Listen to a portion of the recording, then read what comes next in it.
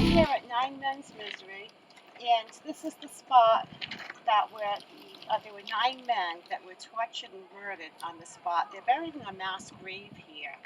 This actually is the oldest monument in the United States, the oldest war monument. So the men that were here, as it says here, they were 9 soldiers. They were captured during the King Phillips War during Pierce's fight on March 26, 1676. And this monument was erected by the state of Rhode Island in 1928. So anyway, we're here to see if maybe we can make some contact with perhaps anyone that's buried here. It's already starting. Yeah, we've got a lot of EVPs going. On March 26th, Captain Michael Pierce and his band were chasing down marauded Indians, Comanche and a few others like that, with his band, and they got to the Blackstone River, and they saw a few Indians walking around wounded, so they're like, this is easy pickings. Well, they were decoys. They just came out of the woodwork, 8 Indians to 1 of each of Pierce's men, and Pierce's men, he fell early. They just kept firing and shooting and doing the best they could, but they were getting massacred. 9 of them were able to escape, and they made it to about here, where they were captured by the Indians, and then they were tied up and brutally slaughtered. They were found later and buried in this spot, in this area. And then, of course, the monument was put up in the 1920s. There is a story I'll tell later, but for the moment, we'll just get started.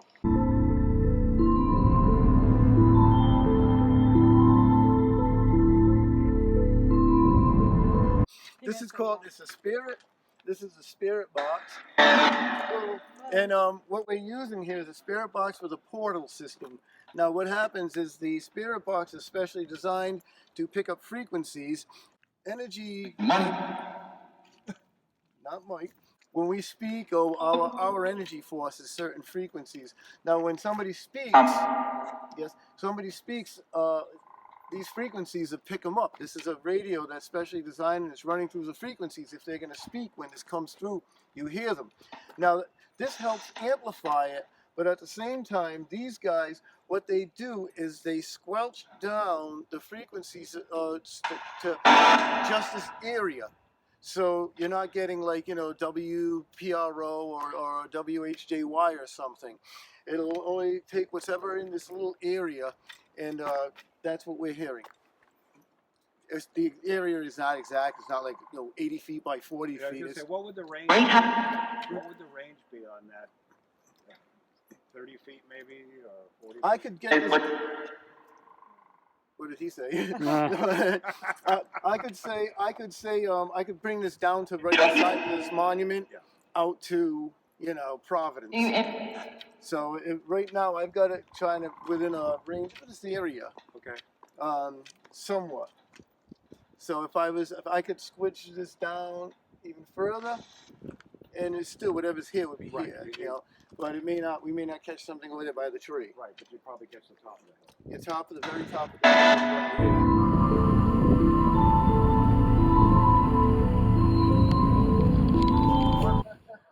I'm here basically to find out what I can about the people that were massacred here. In the middle. That was as plain as can be. I'm not sure what happened on the hill where they are. Battle. Because when I walked up there, I was getting the cold chill. I was getting the whole 9 yards. So that's one of the potential sites. Right about where the young man with the black mask is. Wave to the camera, young man with the black mask. Literally could feel almost a core chill there. There was also one rather large man here. I felt the bulk. He felt really large. I don't know where the John part comes in either. I don't know if he was one of the people that was enlisted. I kept picking up 2 younger people, someone really young, I would say probably in their late teens. So I don't know if they're conscripted people or what, but kept picking up them. All I know is there was one big man who basically really put up a good struggle with these guys. He had quite a belly on him. He didn't look like the normal soldiers with the rest of them. Matter of fact, I wasn't picking up uniforms with these people. So I don't know if they were in civilian clothes or what this was. But I didn't see like redcoats. I didn't see like Continental Army outfits or the French. It looked more like almost regular farm clothes or everyday wear that I was seeing. Again, right up on top of the hill, I kept seeing the big guy, and it seemed like there were 3 or 4 people struggling with him. So that's one person that didn't go down easy.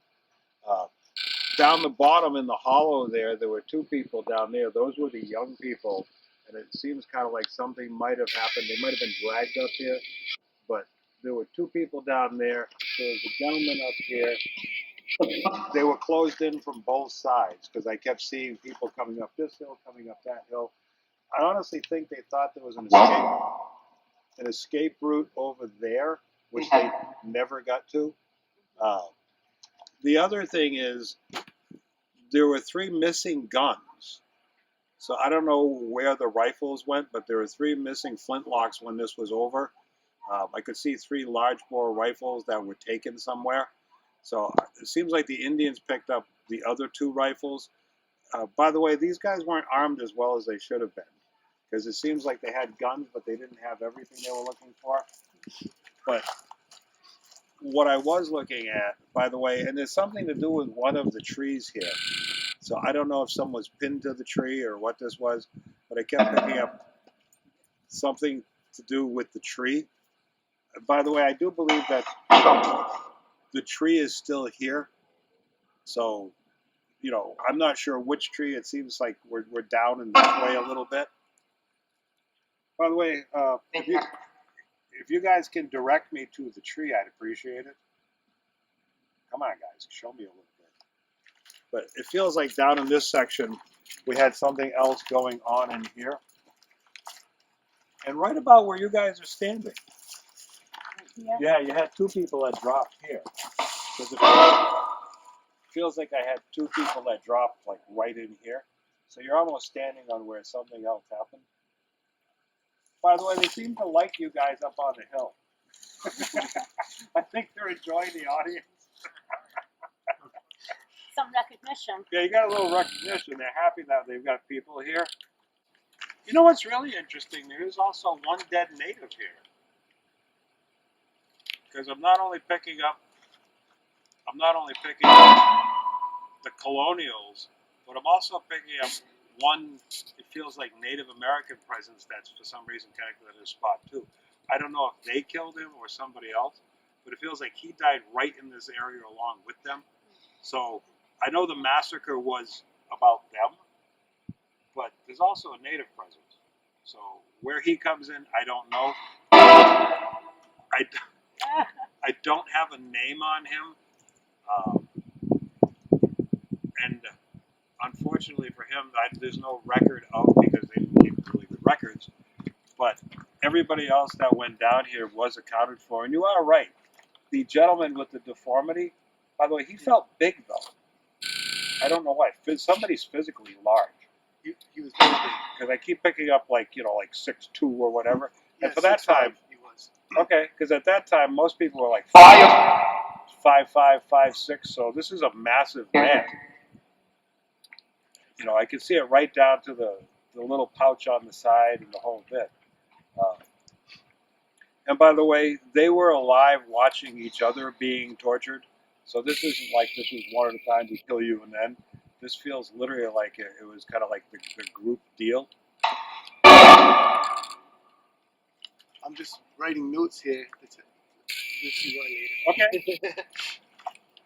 And by the way, the monument, the original one they put up here, this stone edifice, is good but not quite accurate.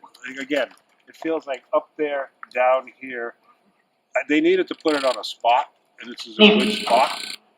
But the actually happened all the way around. So this wasn't like they brought everybody in the center. Wow. I know what I'm talking about.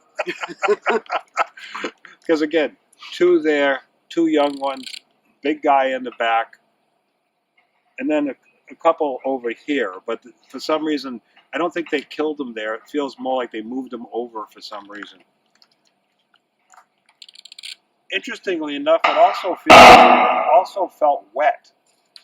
So I don't know the weather condition of the day, or if it was early morning, but I feel like there's dampness connected to this. So that tells me almost the time. You know, it feels kind of like, I don't know, more of a either early morning or, because it feels like I got almost that damp feeling. And again, the John thing, I don't know who or what John is, but there's a John connection to the spot. That's about what I can feel at the moment. Those that you had, Yes. it's true. Now I have studied this. I actually have books and things on the. This was the Rehoboth militia because Cumberland was part of Rehoboth, and on my register of all of the regiments in Massachusetts, 9 men's miseries, the 9 people who were killed, were not identified except for 2. One was Benjamin Buckland, who was a very tall man with double set of teeth. He was actually dug up in the 1800s. They were looking for him. Or late 1700s. The other one was a man named John, and I forgot his last name. It's like the English, of course. And those are the only 2, but they also had Indians who were part of the militia who sided with the colonists. And some of them were slaughtered, maybe a few got murdered here because they didn't have the names of all the 9 men. They only had 2 out of the 9. And the thing of badly, no uniforms. We didn't have uniforms back in 1676. Any kind of sort of uniform would be okay. Wear the same hat. Basically, badly ammoed. Yeah, their ammo was low. They had run out of ammo. Some of them dropped their guns and ran. That's They why I had only nothing. saw a few guns. Yeah, yep. And the hill right there is where they were slaughtered. They were not killed on this spot. You were right. There was 9 of them in a band of Indians, and they're not all going to stand in this one little thing. So that was another thing about it, which is true. It was raining that day. It was wet, and it was raining, and they were hoping actually to get, believe it or not, to get reinforcements. Yeah, because it was a Sunday, a Sabbath day. Yeah, the guy who was sent to warn the, of the battle and to get reinforcements was forced to go to church. He had to go to the meeting house first, and then he was able to later go on. So these guys were literally left out in the cold, and these 9 men were killed. But yeah, everything you said is absolutely dead on. Thank you. Or live on, or however you want. And especially the thing about the not having the names, because in my book of all the Massachusetts regiments and everything for King Phillips War, which I have a book of, believe it or not, it mentions everybody except 7 of these people. The only 2 are Benjamin Buckland and John's. I forgot his name. I got it written down, but it isn't short 2-syllable English name. We walked in and John started talking. It was like, Yeah. no offense to Mr. Buckland, but whoever John was in this, he kept rattling on and on and on and on. Because it was kind of like he was the narrator of what I was picking up. He had a couple of sons who were with him too. He had a few sons in the fort, and they were very young people because everybody had to do militia day. If you were 18 years old, 17, even 16, you did militia day. And so when this happened, anybody who was available would go. Because 14, 15 years old. I kept picking up at least 2 young ones down in there in the beginning. Whether they were dragged up here or not, I don't know. But again, it seemed like they may be like 16, 17. And by the way, in the beginning, you're right. It was quite the adventure for them.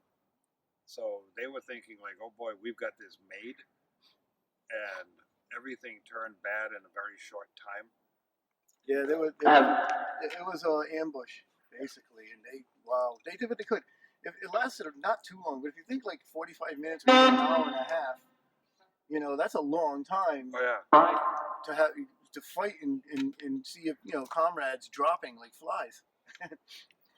Interestingly enough, this has a connection to Franklin, Mass. And I'm not sure what the connection is, but there's a connection to Franklin, Mass with this. I'm gonna have to look that up. Yeah. Just if it's in any of my books. Yeah, I don't know why, but maybe some of the band from the native part went to that area. But I keep coming up with that southeastern part of Massachusetts. Now that's funny because this was also a farm, and also a Dr. Bowen, which there's a Dr. Bowen in every town at that time, and it still is. Him and a few other people came up here, and they decided to find out who was buried here. And so they started digging, and that's when they dug up Benjamin Buckland.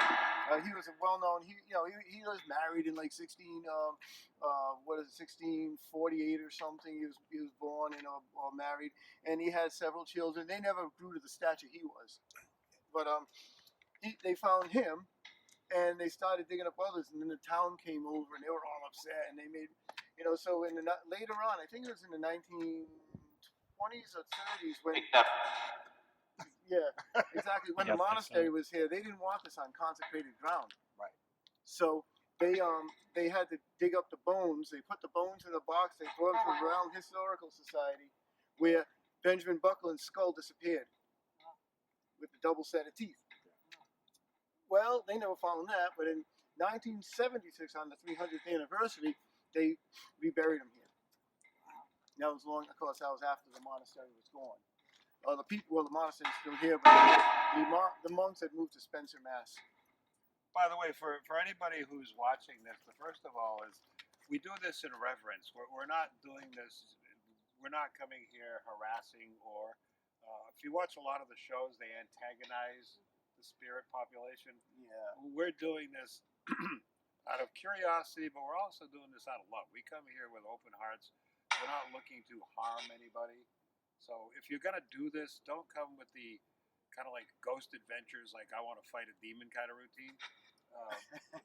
I would come here and do it with a little reverence and basically be thankful if you get a connection to somebody. That's what this is about. And learn a little history. My shtick there. These guys want to have their story told, and they want people to recognize them, and they want people to know what happened. But do it with a little decency and common respect. Okay? We want to thank you for joining us today with Spirits Meet Science. The idea is for all of us to stay together doing things that are fun and social distancing. And as you found out, people that are here respect our social distancing as well as we respect their social distancing. So be respectful of those who have passed. God bless you. Take care. Be well, and we hope to Be see safe. you very soon. And maybe you'll dig up some new friends.